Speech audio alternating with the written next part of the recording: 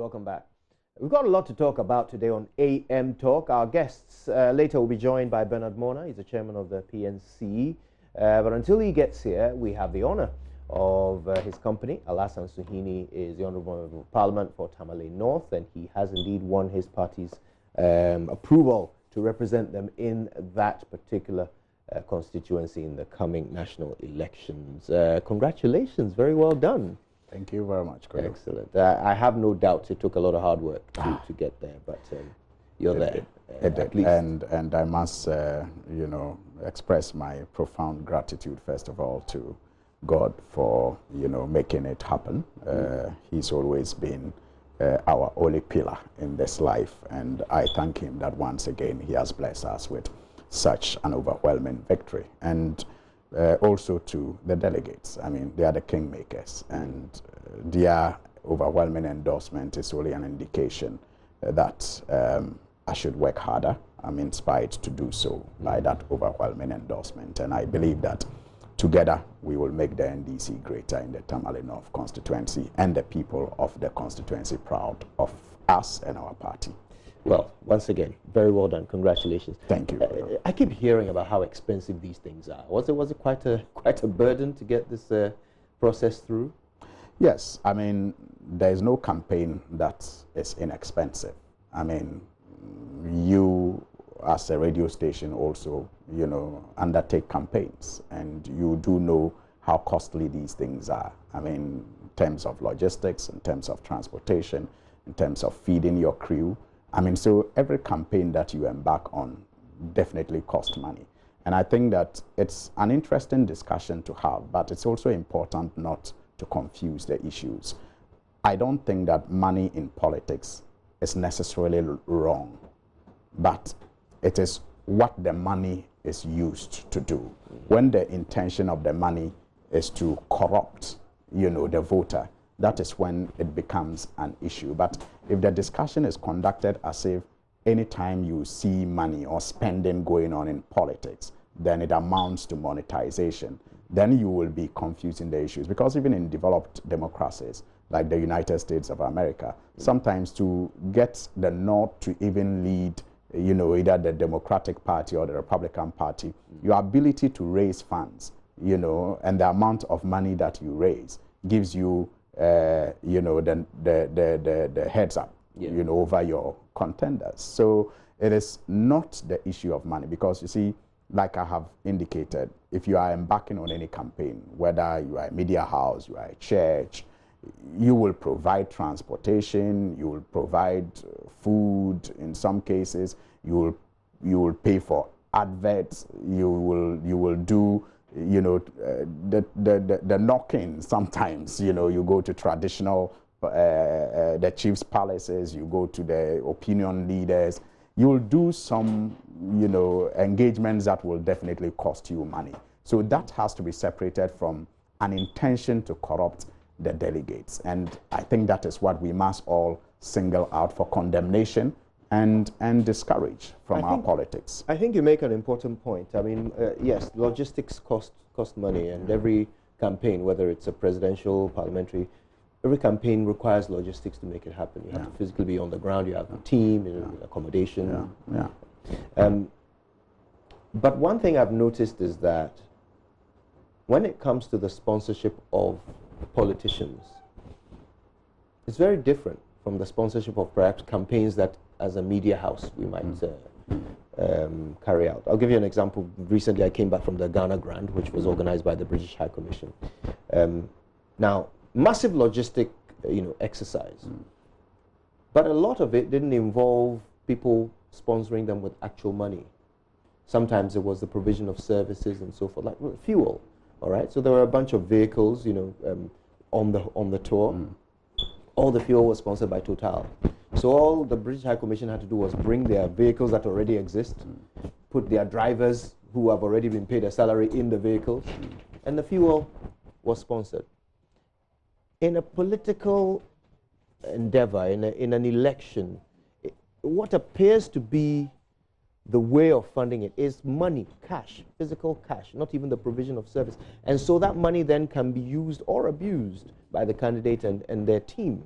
Do you find that perhaps it's about time we started looking at bringing up some regulations, instruction around how political parties are supported and candidates are supported for that matter? And by the way, let's say good morning to Bernard Mona, the PNC. Very nice to see you. Thank you very much for making the time to be here. Good morning. Good morning. I'm beginning to grow your type of beard. You seem to be doing it very well. Very well. Congratulations, Suhuyini. Thank you very much. But we'll come to Mr. Mona in a moment. But I'd love your take on that particular issue. You make a very good point about regulation. We already have some sort of regulation, but it only, relates to foreign, support to political parties, how they are not supposed to support political parties with whatever funds. But Yeah. I think that it will be interesting moving forward that we perhaps have some sort of regulation.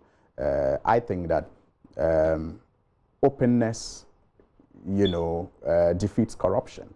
So if, like it happens in other jurisdictions, we have, companies and institutions and people declaring, how much they are, paying, to political parties. It will also help in even determining how they win contracts or businesses when those parties are in power. I think that that's moving forward should be considered. But I disagree with you when you say that in politics, most of the sponsorship is in cash. I don't agree. I mean, because of my experience, obviously. Look, there have been times or instances where, people who are fond of your vision and want to support you will put their cars at your disposal. They have pickups, they have vehicles, and they just tell you that, look, I have this vehicle, I don't have any use of it now. I know you are moving with a team, get a driver to come pick it up. You have sometimes people giving you goods. I know that, some of your communities are rural in nature, and so maybe I have some used clothing, that you can support the people with. And some fuel stations. I mean, somebody has a fuel station, he wants you, he supports you, he thinks that you can represent the people better. So he tells you that, look, you can draw fuel from my filling station within the period of your campaign. So we have those things also. The only difference is that perhaps it is not open, and during your campaign is not everyone who will want to be mentioned. Like in the case of Total, if you do that, perhaps for them, it is an advert for them. So as they sponsor, they also are ensuring that they are visible. But in politics, especially because we don't have that regulation, and because of the vindictive nature of our politics, sometimes people don't want their products to be associated with the, parties or politicians that they sponsor. But sometimes they do. I mean, there are food vendors, for example, who will tell you that I support your campaign, and so your team can eat at my place free of charge. There are people who put their conference rooms at your disposal to meet, party members and have party programs. So those things also happen in politics. But do you account for these things? You have a mechanism in your team. Exactly. That is why it is difficult sometimes for a politician after an election to easily state how much has been spent, because some of those things you cannot quantify in cash. But why not? I mean, it should be easy. Someone gives you their conference room, you know the cost. Fantastic. So that's why I'm saying that maybe if there is a regulation that you should meet, you understand, then you will begin to quantify some of these things. And perhaps because you are expected to declare, at the end of the day, how much went into your campaign. Yeah. But if you are not expected, it's just another burden that you can afford to let go. Right. Once the offer is put to good use and it has served its purpose, you move on. But I'm saying that there's a need for us to differentiate between money in politics and money in politics that is meant to corrupt the voter and corrupt the system. In fact, let's move straight into that. And Mr. Mona, it's good to see. It's good to have you on this issue. I think it would be useful if by the end of this conversation we all have a better understanding of what vote buying is. Yeah. That is the problem we want to discuss, right? So we know that in the last in these NDC primaries we had at least two people Ras Mubarak and Victoria Hammer, who lost in their respective constituencies, accuse their opponents of vote buying. And they use some of the commonly understood definitions. So one of them says the election goes to the highest bidder. Another one says business interests come and sponsor their opponents and give money to delegates to influence their votes. So these are the commonly understood ideas of what vote buying is. But surely it's even more complicated than that, is it not? If, for example, an incumbent government tars the road overnight before the election the following morning, could that not also be defined as vote buying? Permit me to congratulate the NDC on a successful parliamentary primaries. For some years now, the NDC had always done their primaries in 2 lots. They do for what they described as orphan constituencies and give the sitting MPs some time to continue to concentrate on parliamentary businesses. Yeah. And then later, getting close to the elections, they open up nominations in those areas. This time around, for whatever reason, the NDC decided to open for all to contest whether there is an orphan constituency or not. Some constituencies, however, did not participate in these processes because the NDC took some stance to ensure that they could do that at a later stage. All in all, I think that this process has led to an incident-free processes for the NDC.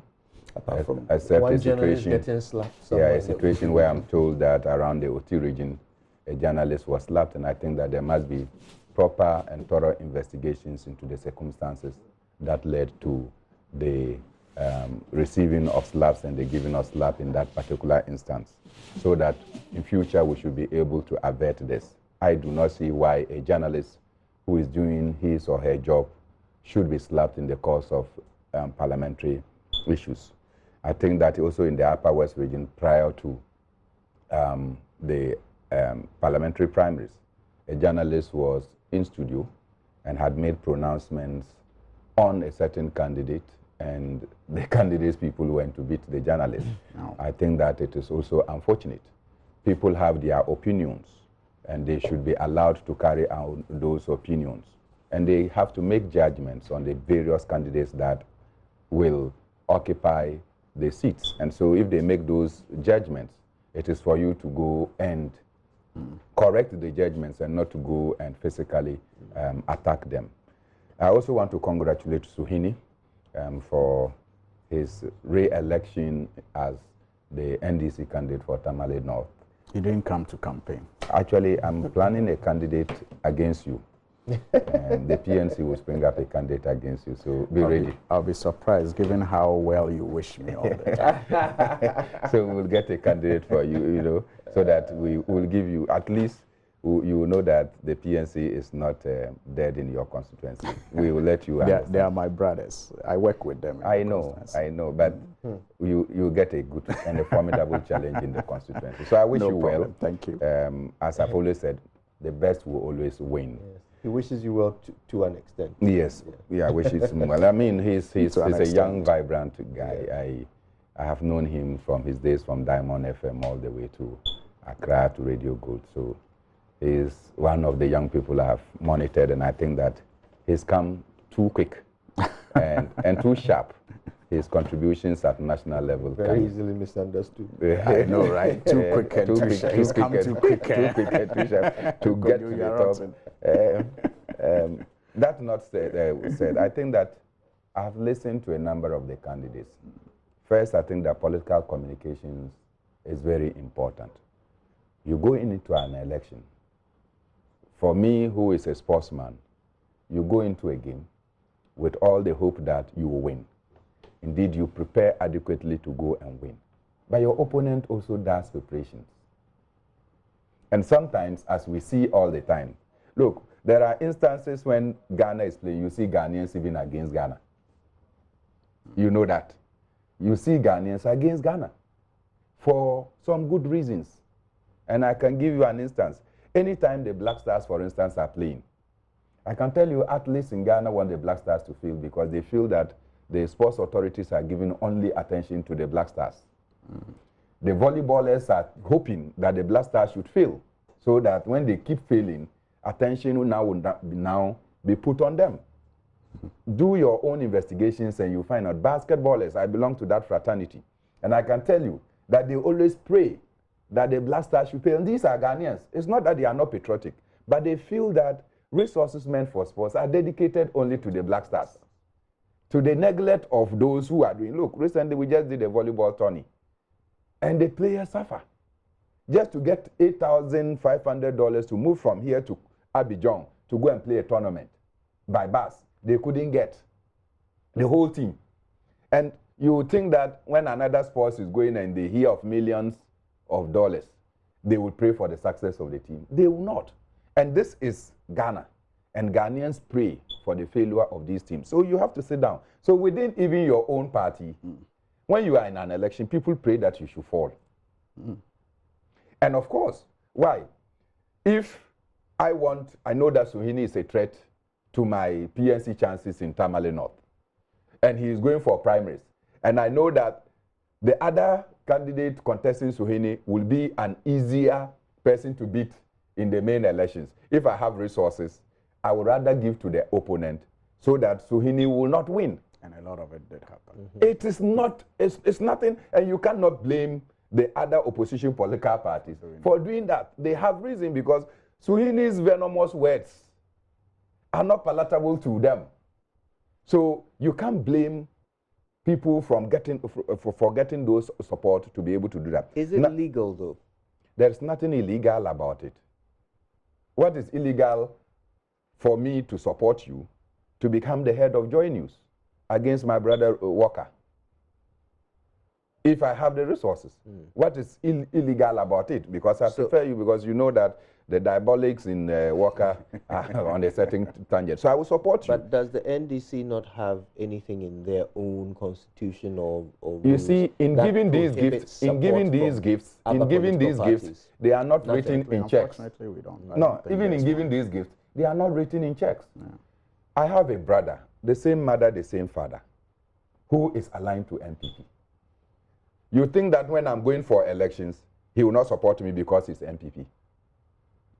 He supports me as his brother. I hope you get my point. So in supporting me, will you come and say that this is an MPP man supporting me? And he said many things. Look, people give you water. People will give you their motorbikes and say, look, I have motorbike. If anytime you want, let your people come and use it for your campaigns. They dedicate whatever they have. You go to places and people give you 2 bags of yam. So you can prepare food for your campaign team and what have you. In some instances, you go there and they say, look, I know this campaign is tough for you. I don't have anything, but I have a guinea fowl, a goat for you. That is to tell you that they are with you. You take those gifts. Sometimes it's difficult to quantify and to even account for. I agree that there is vote buying, but the extent to which my brother and sister spoke about it, I think was unfortunate.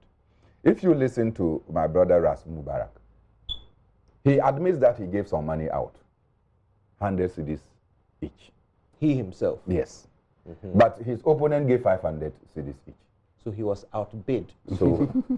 So, what are you talking about? Vote buying auction, so after all, he was outbid. After all, you thought that there was the need to give out some money. And I say it this way, Kojo. As a party person, I'm going for a campaign. And as I go there, somebody who is my organizer organizes the place.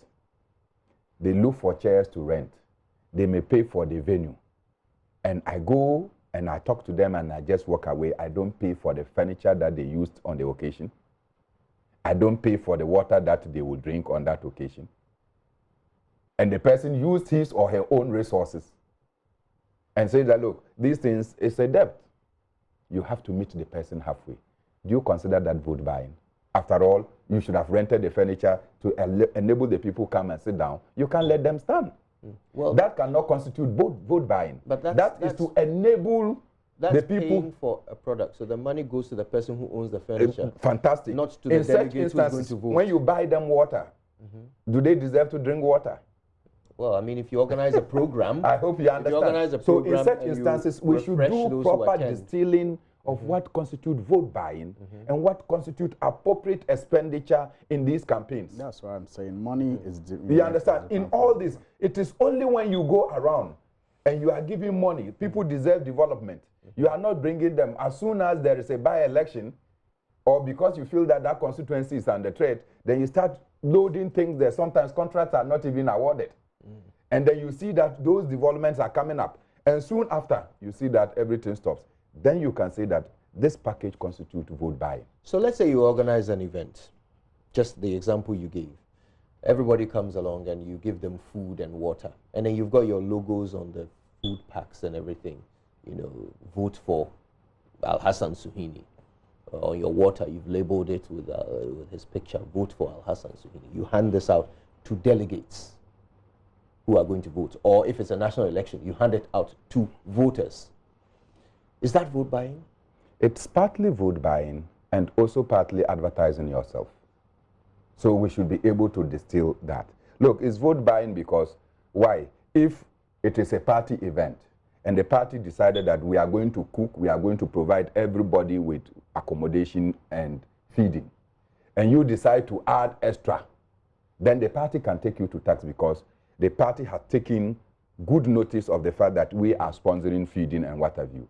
Okay, and therefore nobody should do that. The party can issue that code and say that nobody should do that. If the party doesn't do that, individuals can come and prepare food for people and advertise. After all, if I have my food and I give to you and you don't want, you can give it back to me.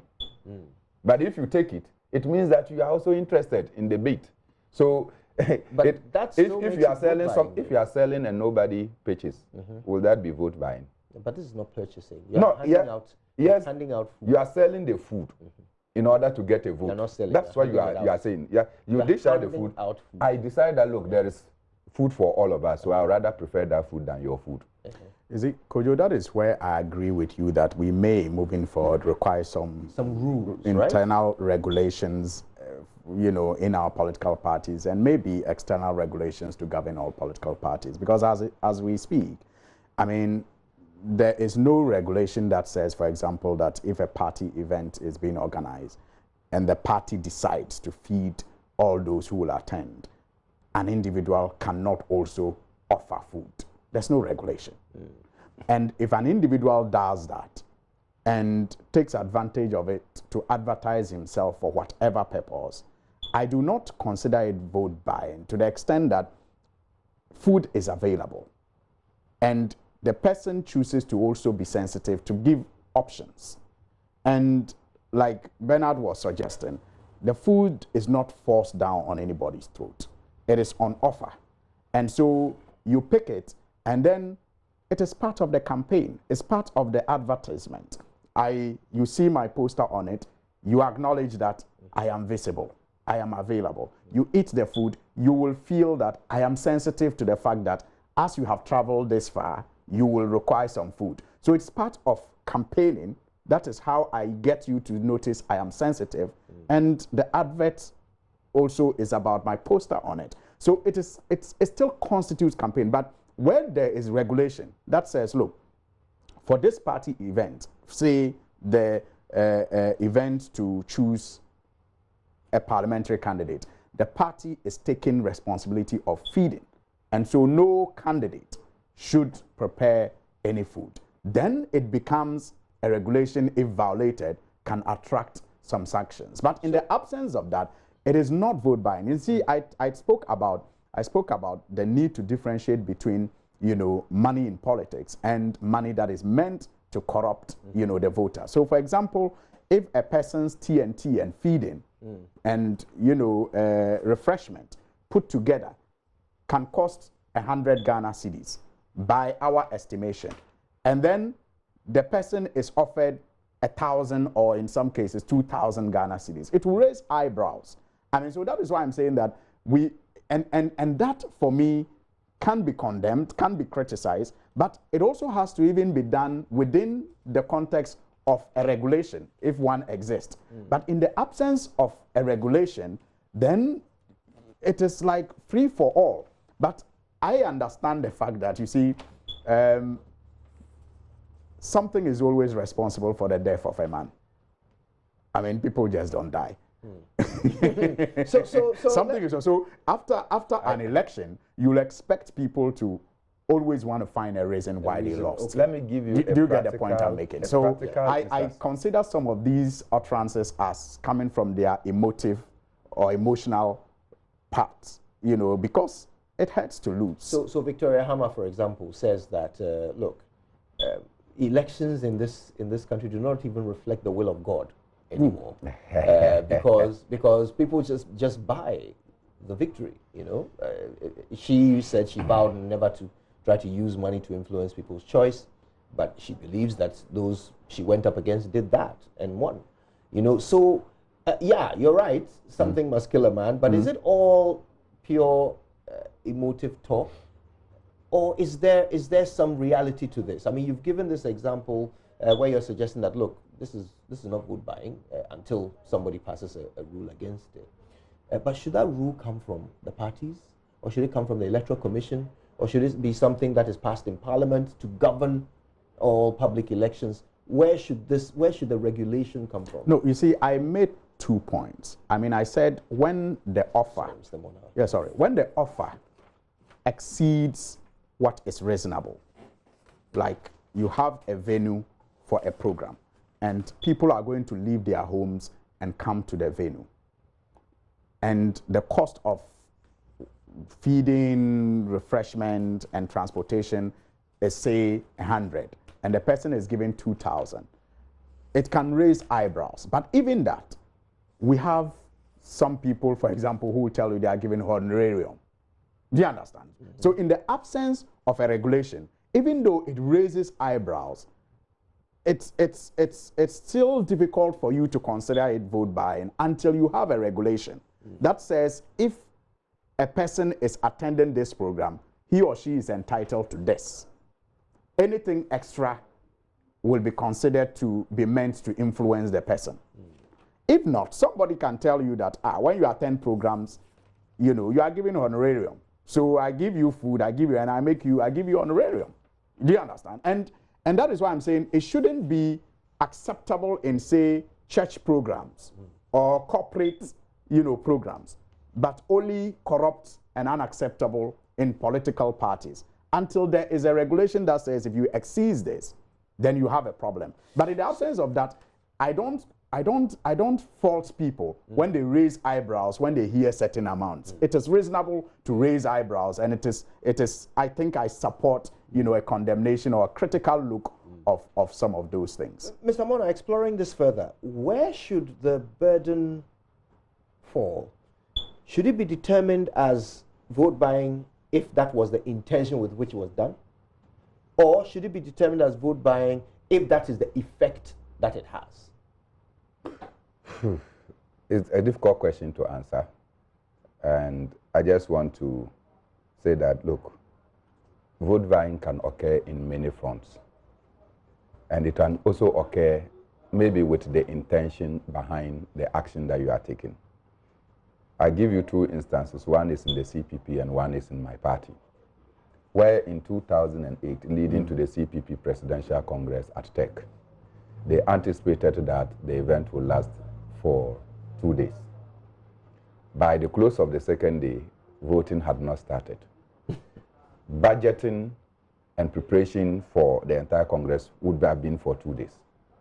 When the elections ran into the extra hours, people certainly will be hungry. What the party would have been given, the food and things that the party would have given and planned for, was exhausted. Individuals then decided to go and package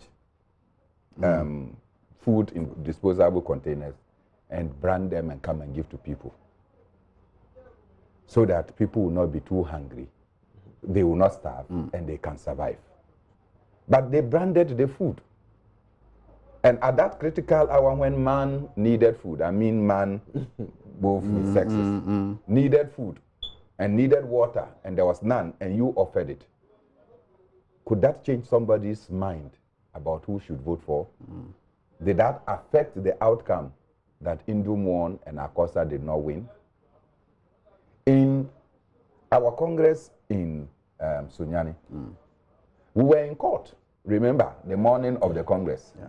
So much so that election that was supposed to start in the morning started late in the night. Right. So everything the party had planned, we had exhausted it. So anybody who then had resources to look for food to be able to sustain people to the period that they will vote, what do you think will happen? These are practical difficulties. And at that time, even if there is regulation, that people will ignore you and defy your regulation to go for the food because they are hungry. Yeah. And that time, party cannot conjure any magic. Yeah. And an individual has the capacity to do so.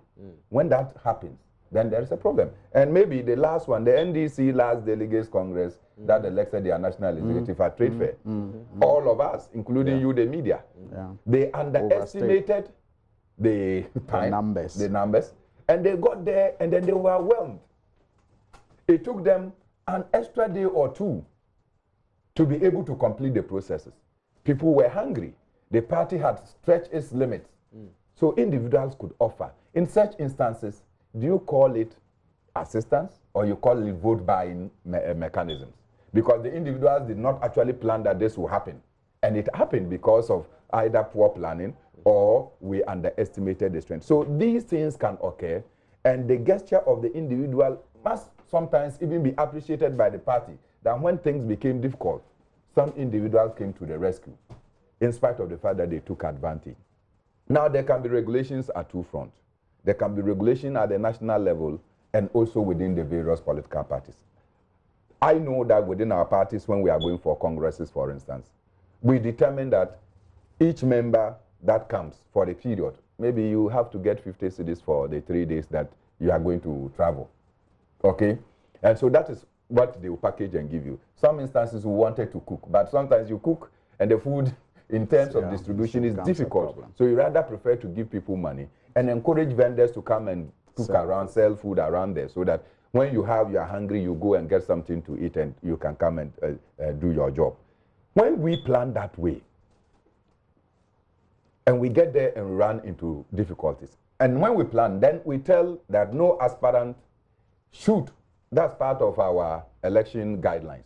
No aspirant should prepare food on that day because the party has taken note of that, and that is announced. Any party that is seen doing that has infringed upon the law, and then the elections committee can take you on. But there's also a danger. Can your opponent go and prepare food and brand it in your image? So all these things will require investigation. So it's a difficult thing, and you know how these things can. Your opponent can decide that, look, this is what we are not supposed to do. So I'm going to prepare some takeaway, package it in your image, and then come and give it so that it will be the basis for which you can be disqualified. So dirty.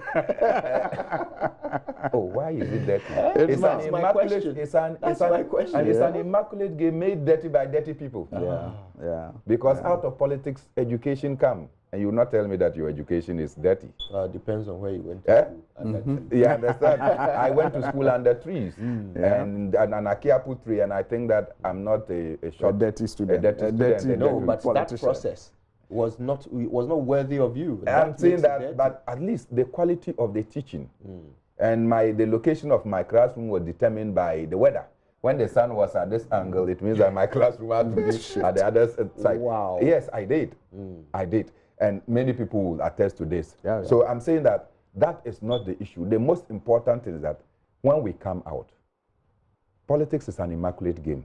Look, even the haircut, nice haircut you have, you pay taxes. Taxes are determined by politicians in disguise. You know that. So you do haircut, you dress nicely. How much it costs to do that is all a political decision. So if you say that politics is dirty, you are dirty yourself. But there are dirty people who make the field dirty. So then, yes, once the field becomes dirty, then you are there are many people who make the field dirty. And in journalism, you do know that there are dirty journalists as well. And they also make the field dirty. And what they do is dirty journalism. So let's describe them and not describe the entire picture as dirty. Because I don't think that Suhuyini is a dirty politician. He is a politician of conscience who wants certain goods for his people.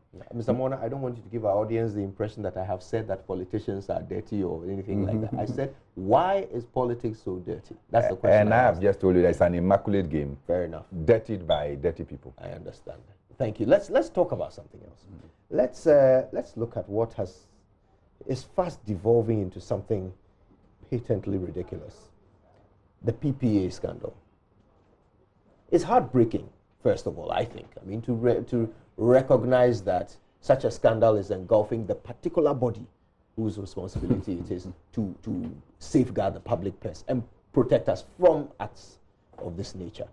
That is heartbreaking. But then it starts to get funny. But let's not go with what I think. Let's hear what you think. Mr. Mona, this is my first time talking to you about this.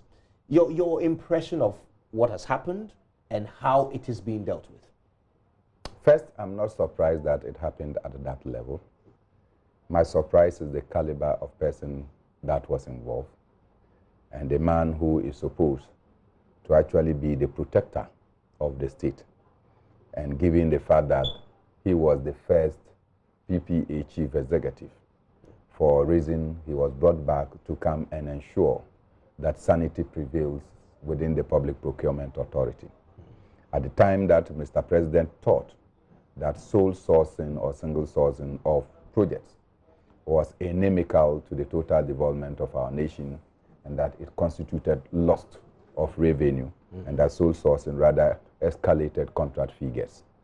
We have the PPA boss who just on assumption as PPA boss would immediately go and form a company, the Talents Discovery Limited, TDL, a group where they have subsidiaries.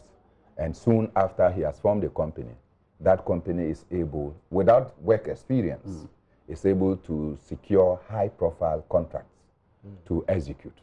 And you know that in order to do any job, they will ask you to bring about your profile, your experiences, and you need to submit all these things to detail whether you have done it before, you have the equipment, you have the personnel to be able to do so. In the absence of due diligence on all these, contracts are awarded to a company that was just formed in 2018 or so. So that about over 14 contracts were awarded, and all these things went to the PPA board. Yeah. And I asked question, the PPA board, if you listen to AB Ajay, he says that anytime the TDL group issues came, he recused himself from the meeting saying that he has an interest in it. On 14 different occasions, the board approved. 14, 1, 2, 3, 4, 5, 6, 7, 8, 9, 10, 11, 12, 13, 14 different occasions. The PPA board allowed him to recuse himself, stay off so that they can take a decision and award the contract to their company. And those approve the awarding. The award has been approved, the awarding. And those institutions that gave out the contract need to supervise that, look, we gave the contract to a particular company to execute the job. If you are not able to do it and you are selling off the contract to another company, I'm sure that the rules will require you to indicate to the institution that awarded you the contract that you do not have the capacity any longer and you have seen a better company. So they can assess. And there is a process. They can assess the competence and capacity of that new company that is taking the job from you to be able to execute the job, because the contract comes with a certain demand. So you decide to go and take the contract, knowing very well that you cannot execute it. And now you go and sell it higher than the contract price to somebody else. And they are not also interested in monitoring. So it is not sufficient to come and say that you have suspended the PPA chief executive. What about the board that superintended the approval processes? Why is the board still in place? And I overheard the board chairman saying that with what has happened is going to bring a new face. Really? The board should not be in existence now. The board was constituted by government. And so the board should have been dissolved. The PPA chief executive gone. And those other institutions and departments that awarded contracts and did not follow up to check whether the contracts are being executed by the company for which they were awarded should not stay unpunished. So in my opinion, and listening to the General Secretary of the NPP in an attempt to say that selling of contract is not a crime, it tells a story that at the end of the day, if we are not careful, this case will go as all other cases.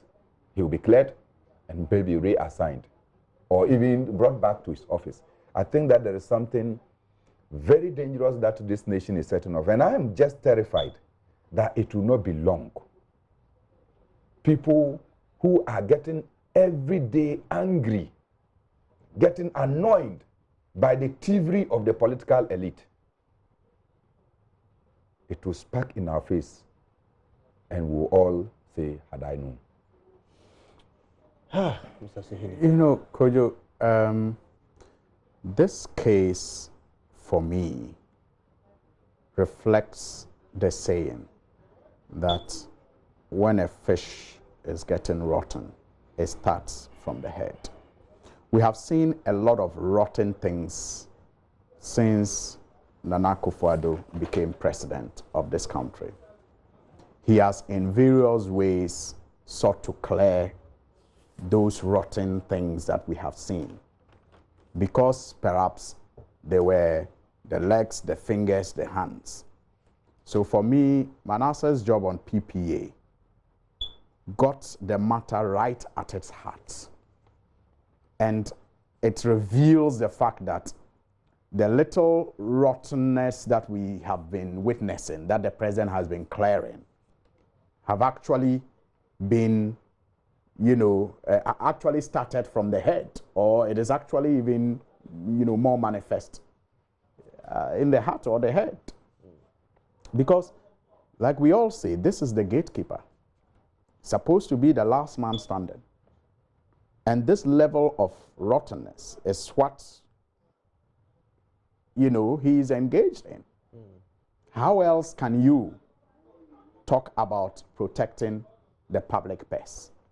And so that is why I agree with the civil society organizations when, in the past, even though many have not paid attention to it, they express concern about the president's approach to the fight against corruption. They came together as a coalition to write a statement, to express concerns. And that was in the case of Bost and others. Ever since, we have seen worse. But the attitude remains the same. Suspend, probe, clear, reassign, or reinstate. That has been the pattern. Suspend, clear, reinstate, or reassign. And the attitude isn't changing. You have Dr. Nyaho Tamaklo, who is one of the founding members of the New Patriotic Party, make the point that indeed Nana Akufo-Addo's presidency is becoming the worst government in terms of the fight against corruption. And it's not just the worst.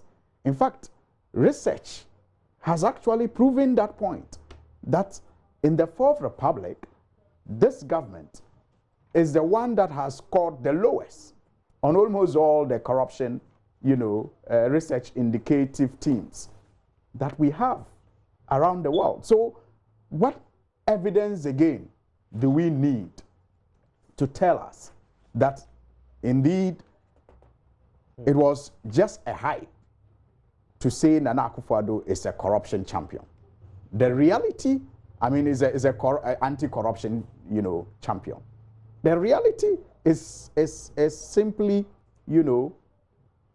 unveiling who the person really is. And that is for me why I remember always Michelle Obama's words, that politics or power does not change who you are. It simply reveals who you are. And that is exactly what we are faced with. Look, the problem is bigger than we see it. 14 restricted, and sole source. Sole source, to one company. Now, these 14 contracts didn't come from one institution, did it? No, different MMDAs. That is why I'm saying it's a grand scheme. Different MMDAs, their tender entity committees, sit down, sole source a contract to a particular entity. How do they all know that entity? Is that entity representing the government corruption arm? Are some people powerful telling all the MDAs that of all the contracts you are awarding, remember to sole source one or restrict one for TDL, knowing very well that TDL does not have the capacity to execute? Isn't it intriguing that all these 14 companies or so dealt with TDL? Who was given the direction? Who knew about it? And guess what? The board, you have the Deputy Attorney General Odami, who is in court every day chasing all these kind of, yes, Godfred, right? Godfred Dummy. Sorry. He's in court every day chasing all kinds of contracts that were either sole source or whatever. And he sits there as member of the board and approves these kind of contracts. And we think it's just Ajay. No, it's bigger than him. The board issued a statement. They suggested that the public should take note of the fact that they are not the ones that chose the company. That's not their mandate. Theirs is simply to approve. Yeah. and they, in their approvals, they never thought they should question why. And in all the approvals of that particular TDL, the chief executive had told them that he has an interest in it. And none of them. And stays off the tender process. And none of them ever thought that it is reasonable to find out why all these restricted tenders or sole source contracts are going to this particular company. What is the capacity of this company? Why is our chief executive interested in it? And why are they always getting... None of them thought that it was part of their mandate to ask questions. Let's explore the concept of conflict of interest, because it appears that the PPA boss, who is a chartered member, in fact, he's not just a member, he's a fellow of the Chartered Institute. You know, and maybe just permit me, that is another thing that I wanted to chip in. The fact that sometimes I talked about President Akufo-Addo being a hype that has just been revealed. I mean, that has been revealed by his performance. Sometimes the media, we create people. I mean, in some of the stories, I noticed that this man, before his appointment, was paraded around as an expert of procurement. But that's because he is a qualified expert, like Wako School. Yeah. We are not the ones. We are not the ones who are. I'm happy about this. He has the qualifications. Yeah, so you know, and like I said, he's a fellow. But don't forget that school certificates these days can be bought. This is true, especially if you engage in things like this. Who knows? So you see, this is the point I'm trying to make here, that he should know better than most Ghanaians how procurement is properly done. But he seems to be under the impression, or he seems to wish to give us the impression, that simply by recusing himself, that's not, he cures the conflict of interest. I want your take on this. And again, I mean, let's explore the angle of you being a personal owner, you and your brother-in-law. Okay, so and your wife. If even you were not an owner and it was your brother-in-law's company, would it still be right for it to be brought up at a, for approval for a restricted tender or sole sourcing contract, and then you say, okay, well, that's my brother-in-law's, so I'm recusing myself. You go ahead and do it, and then they choose that same company, and it's right 14 times. Well, I think that it is totally unacceptable. It's wrong within the face of the law. The mere recusal does not suggest that you have not conflicted yourself in the job. Fact that you own a company and that the president, in his own words, think that sole sourcing is bad for our nation, Ghana. Well, too much of it. Yeah, it's bad. It's not done according to the law. President thinks that there is the need to even set up a ministry responsible for procurement aside the Public Procurement Authority, so as to ensure that things are done properly. And at the end of the day, you, who is mandated to responsible to check that, look, these sole sourcing and the projects for which they are sole source are such that they are either deliverable by only a particular specialized company. I mean, that is the basis for which you can do sole sourcing. That's one of the bases. One of the bases that the project or the service that is to be provided is only deliverable by a specialized institution, and there maybe that is the only institution available, and therefore they can do the sole sourcing, or that time is of essence, emergency, and that we need to quickly fix up a certain deficit, and somebody has capacity, so we can sole source so that the person can do. These are some of the conditions under which you can do sole sourcing. Most of the contracts that he took, including the Salaga Chamba road all the way to Willinsey, that road has been taken, and 2 years down the line, nothing has been done on the road. So how urgent was it to be given, for instance, under a certificate of sole sourcing? And that 2 years down the line, nothing has happened on that road. And those who gave it out on the sole sourcing, under any circumstances, have not felt the need to ask why work has not been done up to this point. So it tells clearly that this is a man who has conflicted his office, has used his business interests to eat into government purse, and now turn around to say that, look, when they were doing the tender, I stayed off. So staying off on 14 different occasions does not mean that you did not benefit from it and that your office was not used. Which of the people will go and sit down and say that this is the chief executive's company and that we are not going to give the job to him? Fantastic. I think that look, your subordinates are going to sit. And when they finish, they will even bring the job for you for final approval or the letters to be written. It must emanate from your office. And you tell me that you did not conflict your office because you stayed away from the decision of the team. I mean, we should not play with the minds of the people. You know, it's also, I just wanted to take it from where he left off by making reference to Article 284 of the 1992 Constitution, where conflict of interest is defined. I mean, it puts it in black and white. And I'll just read it. It says, a public officer shall not put himself in a position where his personal interest conflicts or, and that for me is the catch, is likely to conflict with the performance of the functions of the office, quote and unquote. That's Article 284. Now, Act 29 of the Criminal Code makes conflict of interest a crime. Right. So it's clearly in Article 284 says that even if your action is likely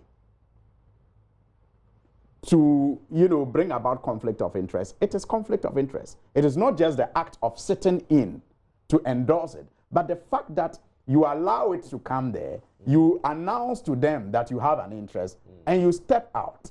It has the likelihood of influencing them because they are your they are your friends. They are your colleagues. And so that position that you put yourself in, that is likely to compromise a team, still leads to conflict of interest. So to say you, on 14 different occasions, recuse yourself and told them it's neither here nor there. Let me raise this because it just occurred to me. I wonder if this will change your opinion about something that happened in 2013. In 2013, there was a state-owned bank that was in trouble because lots of people owed it money and were not paying. One of its biggest debts was owed to a person who happened to be the brother of the president. This person then, instead of paying his bill so that this bank would have a chance of reviving, appealed to the president to intervene on his behalf because he, well, was not ready to pay or able to pay. A meeting was held. And at that meeting, I think this was 2012, not 2013, his brother, who was the vice president at the time, recused himself from the meeting. But the meeting still resulted in him being given what he had requested by the president. This same brother later, when the vice president became president following the passing away of former President Atta Mills, won certainly more than 14 contracts from the government of Ghana. I'm wondering, Mr. Suhuyini, whether this in any way makes you look back differently over the many complaints that people made about the relationship between the government of Ghana and Ibrahim Mahama when it came to contracts, and particularly the merchant bank issue that I just sort of recounted in broad strokes. I don't get the context, and I don't get the correlation. If we are discussing conflict of interest at PPA, I don't get the recall of things that happened in 2013. Well, let me explain the connection. Yes, do. So we're talking about conflict of interest, where you use public office for private gain. You read in the Constitution how it describes it. The vice president at the time has a brother who owes a state institution. Laws should be dealing with a person who owes and has defaulted. And where was this meeting held? Are you saying you're not aware? Where was it held? Where was the meeting held? I just want us. I want you to refresh our memories as myself and listeners. Where was that meeting held? Okay, I believe it was held at the presidency. You believe? I believe. Or you because know? I'll be honest with you, I wasn't actually in Ghana. I read about this. You read? Yes, I read about this. Okay, and reports, and where did you read it from? Because some reports are not always accurate. Okay, you know so that for a fact. If any aspect of what I'm saying is not accurate, Yeah. feel free to correct it. You see, I want you to be very fact. I want us to educate our listeners. So right. I'm saying that you read it from which website? How credible was that website that indeed a meeting was held and the vice president or the president sat in it? Where was that? No, he meeting recused held? himself. No, he did not sit yes. in So where was it held? Who chaired that? Mr. Suhuyini, did a meeting happen or not? At which where you are telling me where was it held? The man's lawyer. First and foremost. Where was the meeting held, Kojo? It's important that you are bringing it up. It's important that your facts are correct. I am not supposed to provide you with the facts because I don't have it. All right. But you are raising the issue and you are making it important. So I will share the facts that I recall. I do not recall the location or stories that you read online. Facts that I recall because they were never disputed at any point. You think so? Okay. So the meeting was held. I don't know the location, but I know who was there. So the lawyer of the former president's brother was there. I believe that was Tony Letha. The president was there. And the vice president, who was John Mahama at the time, recused himself from this meeting. Okay. And after the meeting, which was to request more time, the time was granted. But the point is, that decision was made in the absence of the vice president who recused himself. And the suggestion was that that recusal cures conflict of interest. And that was a debate that ran on for ages. I read several stories about the back and forth, whether it cures conflict of interest or not. You see, I'm struggling, honestly. I'm struggling to understand the correlation here. No, you see, and it's again, not about correlation, but even the facts as they were at the time, I'm struggling to even recall them. And so, so you don't recall them? No. You see, I know about Merchant Bank and the things that happened with Merchant Bank, but you need to understand the circumstances and get all the facts right so that we can discuss it thoroughly and see if there is a correlation. You don't recall former President Mahama recusing himself from a meeting to make a decision about his brother's debt to Merchant Bank? You don't recall this? Where did that happen, Kojo? I'll get you the I'll produce it. I'll get you the detail. But the point that I just wanted to make is that interesting. What will be the locus of the vice president in the decisions of a bank? A bank. That is a state-owned bank. Yes. What will be the locus of the vice president? That a state-owned bank, there is a business transaction, and the state-owned bank take the issue to the president or the vice president and say that your brother is involved. It's a business transaction. If that happened, then the head of the bank should be sacked. Because the president or the president's brother will not come to your place and say that because I'm the president's brother, go and take money and sign documents and give to me. So maybe it will be part of the reasons for which there will not be a response. Why? Recent times, the NPP chairman for Central Region is indebted to the National Investment Bank, and you know that. The bank had gone to court. The court had issued that the man should pay his indebtedness. They have even attached properties of the man to the debt. Government is not acting because NIB is also a bank of the government of Ghana. And I'm saying that all these things have nothing to do because the president is not the head of the PPA. This place, there was no conflict of interest because the president was not involved. The president was into his business. His brother was in his business long before the man became vice president and became president. And two, he did not establish his company just because his brother was vice president. In this instant, the PPA boss established the talent discovery. That's why I'm saying that I'm struggling to find the correlation. After he was appointed, Kojo. So for me, in all these cases, in any case, if there was conflict of interest in 2012, 2013, will that justify conflict of interest today? Oh, not at all, no. And by the way, I was simply asking whether Mr. Suhuyini would because I think that's my position then. You know, first of all, Kojo, you didn't know my position then, did you? Did you know my position? No, I did not. No, we didn't discuss it. So you see, Bernard, you see, I'm at a loss as to why this is here. Because first of all, Kojo, you don't know what my position then was.